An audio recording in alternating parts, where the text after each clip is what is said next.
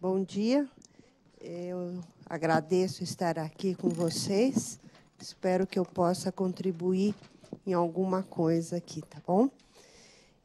Antes de iniciar a apresentação, que eu vou mais focar a questão de projetos de habitação de interesse social no conceito do desenho universal. Como a Adriana já fez uma apresentação onde ela colocou como é que essas diretrizes foram desenvolvidas no Estado, eu não entrarei nos conceitos os quais ela já comentou aqui. Eu vou apresentar alguns casos onde a CDHU já iniciou a implementação do desenho universal. Eu quero ressaltar aqui que a implementação do desenho universal, seja no enfoque do edifício, da habitação, ou no enfoque do projeto urbano, na implementação dos conjuntos habitacionais que a companhia faz em todo o Estado de São Paulo, né, é um processo. E é um processo que se iniciou quando nós estávamos elaborando as diretrizes. Então, tem alguma coisa que a gente já começou a implementar quando estávamos elaborando as diretrizes. E até obras em andamento, a gente foi modificando para implementar alguns parâmetros do desenho universal. Sejam eles que foram algumas obras que estavam em andamento, nós começamos a alargar as portas, mudar o ponto dos interruptores. Então, nós pegamos as obras que estavam em andamento, onde não haviam ainda comprado as portas. Então, alargamos os vãos de portas. Onde ainda não haviam colocado os interruptores, nós mudamos a altura dos interruptores e tomadas. Quer dizer, esse processo vem gradativamente sendo implantado, né? E a gente busca ir modificando, inclusive, as obras que estão em andamento. Tá? É um processo difícil, porque ele envolve, depois a gente vai detalhar mais, essa questão que você colocou, e ele também colocou, do custo, né? De quanto isso implementa em custo, o quanto... E na habitação de interesse social, essa questão é mais contundente, a questão do custo. Tá? Eu vou passar a mostrar alguns projetos e obras em andamento, né? Vamos lá. A Vila Dignidade é um projeto, é um programa da companhia e da Secretaria da Habitação, onde são implementadas pequenas vilas para idosos no interior do Estado de São Paulo. Essas vilas têm um caráter institucional, elas são para atendimento do idoso que ainda tem uma independência do ponto de vista, uma autonomia para poder morar sozinho nessas casas. Em geral, essas vilas são compostas por em torno de 20 habitações e com uma área de comum, né, onde é um centro de convívio. Essas vilas estão sendo implementadas, todas considerando o desenho universal. Essas vilas começaram os seus projetos a serem feitos em 2009, 2008, 2009, quando nós estávamos formulando as diretrizes do desenho universal. Então, as unidades sempre são duas, né, onde você tem uma entrada comum, externa, né? E tem uma entrada para um lado, outra para o outro, compreende uma sala, cozinha e um dormitório. A área de serviço, dormitório, e, no fundo do lote, né, você tem a possibilidade de ter uma pequena horta para cada... A ideia aqui ou é uma pessoa sozinha ou um casal. Tá? Então, no máximo, tem um casal. E aqui foi todo trabalhado esse projeto considerando aquele módulo de referência que a Adriana falou. Tá? Aquele módulo de referência de circulação de uma cadeira de rodas que é factível de andar por tudo aqui com manobra adequada para uma cadeira de rodas. Essas habitações, teve um programa onde 10 empreendimentos foram construídos no sistema steel frame. O sistema steel frame é um sistema onde você tem uma estrutura em aço, né? Porque ele deveria ser rápido, né? E é uma construção rápida, o steel frame. Você tem uma estrutura em aço e depois são colocadas placas vedando, né? Placas ou cimentícias, tem vários tipos de placas, e dentro tem um miolo de um tipo de isolamento, tanto sonoro como de acústico, tanto acústico como de umidade, essas coisas. Então, essas, em torno de 10 vilas foram feitas nesse sistema. E um pouco, depois, aqui a caracterização de uma das vilas, essa aqui é a Varé, onde vocês podem ver que todo o rampeamento que é feito aqui, quer dizer, toda a circulação é uma circulação com a declividade máxima permitida, em torno de 8,4%. Então, todo o espaço é acessível por qualquer pessoa, né, dentro dessa vila. E ali são, cada conjuntinho desses são aquelas duas, né? Aquelas duas que eu mostrei na planta. Aqui é uma área central, onde tem também os jogos, mesinhas com jogos, para eles estar vendo todos os corrimãos, os 2 níveis, aquilo que ela mostrou numa ilustração, isso foi colocado de verdade aqui. Né? Quer dizer, uma coisa assim. Essa é uma outra, que é em Itapeva, também com acessibilidade, com as rampas adequadas. E acho que vou voltar um pouco, porque eu queria um pouco falar... aqui é o centro de convívio, né, junto com a praça. Então, elas foram construídas nesse sistema. E o que acontece, um pouco, já respondendo a sua pergunta, eu vou fazer um pouco essa inter-relação. Tá? Esse sistema steel frame, que é um sistema muito interessante, nós não temos, em São Paulo, produtores, né, que possam atender essa demanda com eficiência. Então, nós tivemos problemas com esta aplicação porque nós não tivemos produtores capazes de estarem fazendo steel frame na quantidade que era necessária. Então, aí você vê uma questão de sistema alternativo. Tá? Onde a gente não tem o hábito de produções em larga escala em determinados sistemas alternativos, você acaba tendo um prejuízo nisso, porque você não vai encontrar o produtor. Tem algumas questões tecnológicas, sim, do steel frame, ainda não resolvidas para um país onde eu tenho umidade, onde eu tenho, quer dizer, que tem características diferentes, tá? Que até eles começaram a desenvolver melhor até para esses empreendimentos, mas a gente não tem capacidade de oferta, né, da indústria. Tá? Então, você tem 2, 3 empresas que têm capacitação técnica suficiente e adequada e capacidade de atendimento de demanda. Então, isso é uma das coisas que a gente vai encontrar para a implementação de edificações em larga escala, para dar essa mobilidade. O steel frame daria uma mobilidade, mas você tem essa questão. Eu vou fazer agora um retrospecto, porque já que eu falei de sistema, eu vou só falar de uma...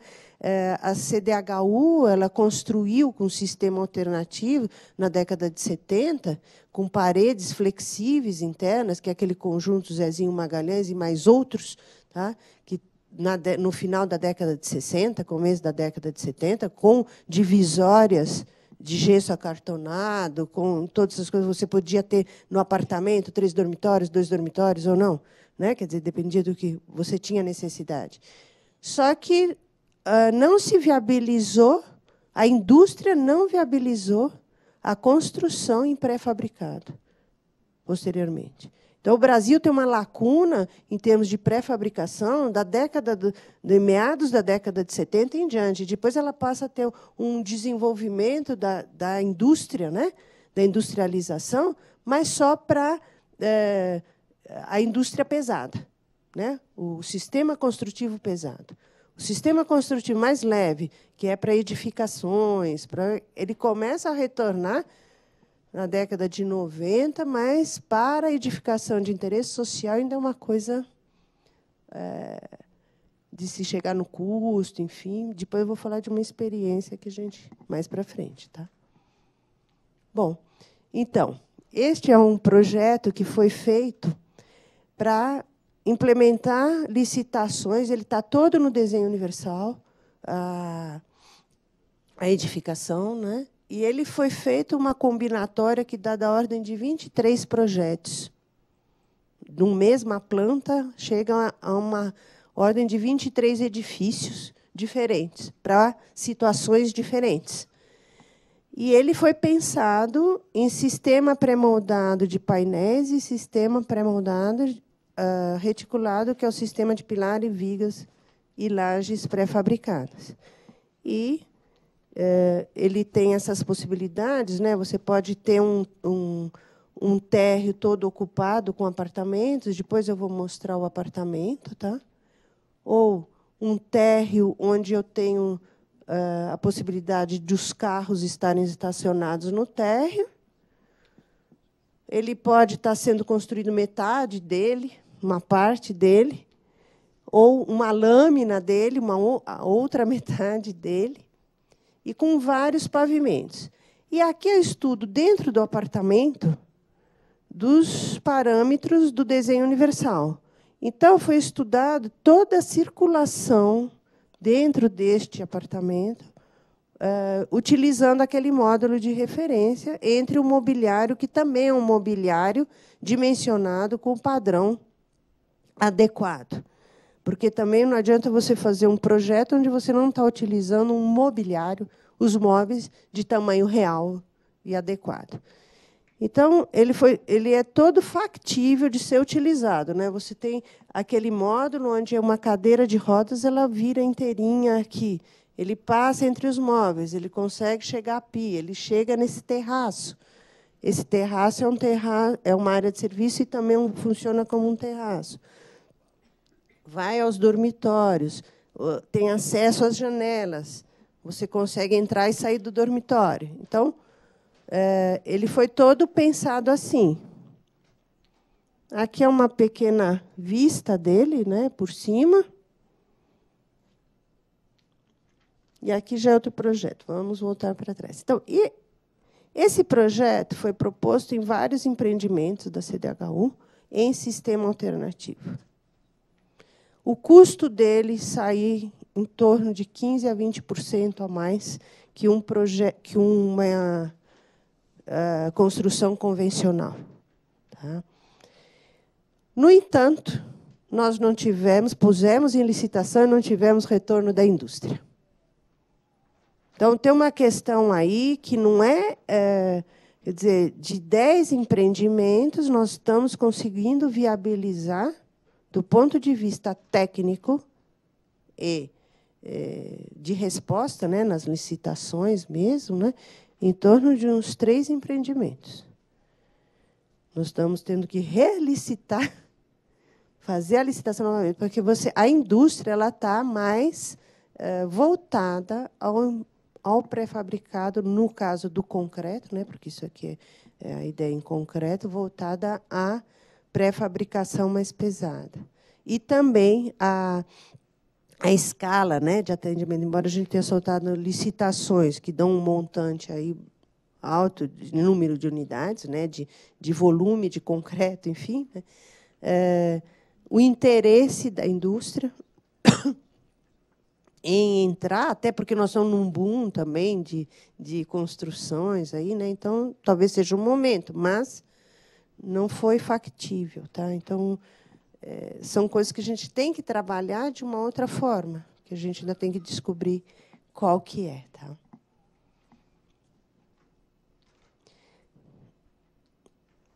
Aqui é uma casinha feita também no desenho universal, considerando os módulos de referência, né? O módulo e mais a dimensão da cadeira de rodas, onde toda a circulação aí é factível. Essa casa, a gente propôs que essa parede aqui fosse uma parede não que ela fosse móvel, que fosse em drywall, enfim, ela não é estrutural, para que, se ele não necessite desse tamanho de quarto todo, né, tenha a possibilidade de deslocar, né, ou ter um quarto menor, ou ter um quarto maior. Essa casa foi primeiramente utilizada numa obra de emergência, que é São Luís do Paraitinga. Ela foi até modificada um pouco do ponto de vista formal, mais do volume dela, do que a planta não foi modificada. A ideia dela era essa, né? Com volume, porque esse volume tem a função de colocar aqui o reservatório de água quente e o reservatório de água fria, que a gente usa o aquecimento da água por energia solar. Então, esse reservatório, estando nesse volume, ele tem a possibilidade de subir ou descer, porque tem que ter uma distância mínima entre a placa e o fundo desse reservatório. Então, dependendo da orientação, essa placa tem que estar num determinado local, né, do telhado. Ou nessa posição para cá, ou na posição para lá, ou então eu tenho que virar a placa para lá, eu tenho que pôr um montante aqui. Então, com o boiler ali, ele pode subir e ficar numa posição mais alta, tá? O reservatório. Então, essa ideia dessa casa, ela foi construída em São Luís do Paraitinga, num terreno com a enchente que teve em São Luís do Paraitinga, num terreno de altíssima declividade, é um terreno bem acidentado, né, onde a questão urbana do desenho universal foi bem prejudicada. E é isso um pouco que, assim, do ponto de vista da implementação do projeto urbano, dependendo da topografia, do relevo que você tem de uma determinada área, é muito difícil este atendimento. Tá? Não é uma coisa simples, não, da gente estar fazendo a calçada com a declividade correta, enfim, do viário mesmo, né, das ruas. É bem difícil essa solução. Quer dizer, é muito mais simples eu resolver as questões no edifício do que no meio urbano, porque eu tenho limites físicos, e eu tenho limites de você não estar invadindo, né, fazendo terraplenagens, que eu estou ferindo o meio ambiente também. Porque, às vezes, para você tornar um terreno com maior acessibilidade, você teria que ter uma intervenção nele tão grande, do ponto de vista de cortar o terreno, enfim, um movimento de terra tão grande, que você pode estar interferindo na questão ambiental também. Então, essas coisas a gente tem que buscar qual é o equilíbrio disso. Né? Não é simplesmente que é factível estar fazendo tudo isso. Né? A gente tem que ver onde a gente chega. Então, como eu estou colocando, né, vocês veem aqui atrás, ó, olha o corte que tem nesse terreno, porque é uma área super... Isso aqui é fraldas da Serra da Mantiqueira. Né? Então, eu tenho essa condição. E uma obra que tinha que ser feita em 6 meses, em uma coisa assim rapidíssima, para acolher os desabrigados da enchente. Vê que tem escadinha, tem uma rampa, mas assim, não é o adequado. Tá? Vocês veem aí que a casa eles fizeram em 4 águas, isso é um sistema que eu vou ver se eu mostro melhor para vocês. Essa é a casa internamente, né? Ela tem os espaços adequados. A questão da possibilidade de estar você olhando o externo, de um cadeirante estar olhando o externo. Então, a mudança do caixilho, né? Em vez de você estar usando uma janela aqui, está usando uma janela mais baixa. Né? Isso tudo são elementos que a gente está utilizando nessa casa. A altura do interruptor, a altura da tomada, um pouco mais alta. Tudo isso está sendo considerado, né, nas instalações dessa casa. Aqui são momentos onde você pode até ter acessibilidade, né? Então, são situações, mas o modo de resolver a calçada, né, que vem com uma certa, ela vem com uma declividade, você pode até fazer em determinados pontos uma descida mais acentuada, né? Mas assim, é difícil num caso como uma montanha dessas, né? Deixa eu voltar aqui. Esse sistema construtivo é um sistema em placas de PVC, por isso que elas são todas branquinhas, são réguas de PVC, onde dentro onde dentro é injetado concreto, tá? Então, e ela tem um resultado térmico, é um sistema avaliado, analisado, ele tem conforto térmico, conforto acústico, tudo, e ele não tem a flexibilidade, porque as paredes todas são portantes, tá? Mas ele dá rapidez de execução. Tá bom? Eu vou dar uma continuidade rápida aí. Quando a gente fala em desenho universal, a gente chega a áreas úteis dentro de uma unidade, áreas úteis que, no caso aqui, são mínimas, né?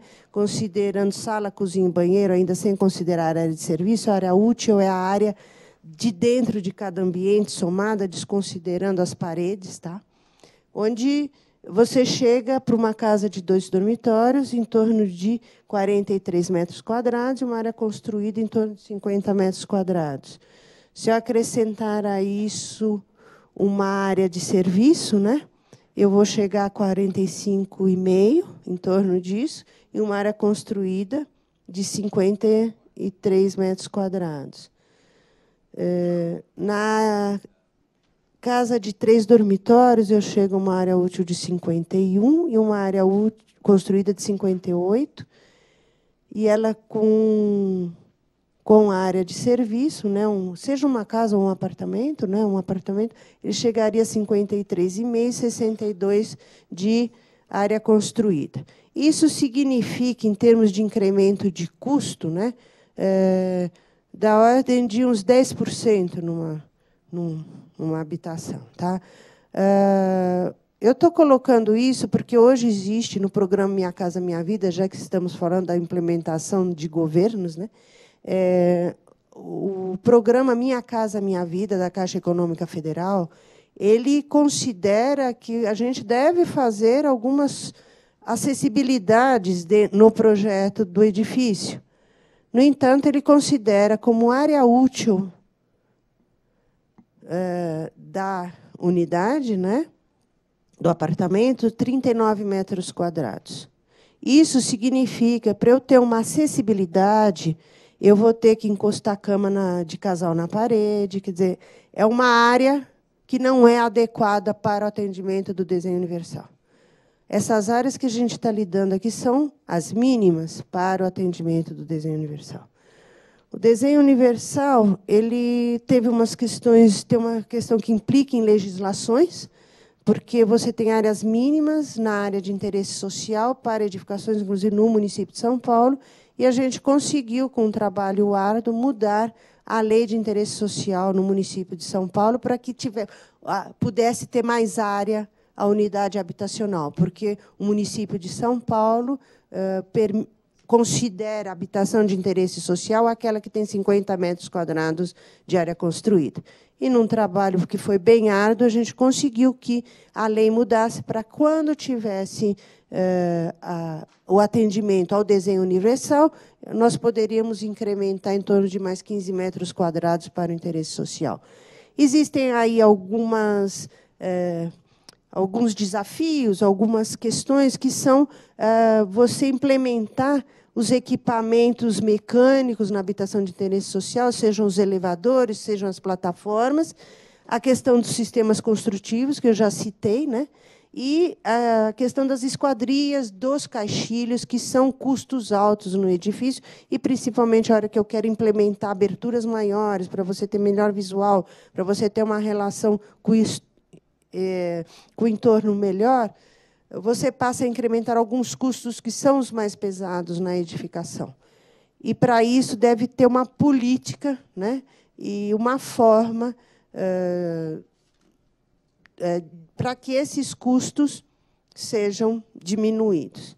Para isso, a gente está trabalhando com a indústria, com as indústrias, para ver onde a gente chega para que esses custos sejam diminuídos. Tá? Basicamente, é isso. E eu agradeço poder estar aqui com vocês.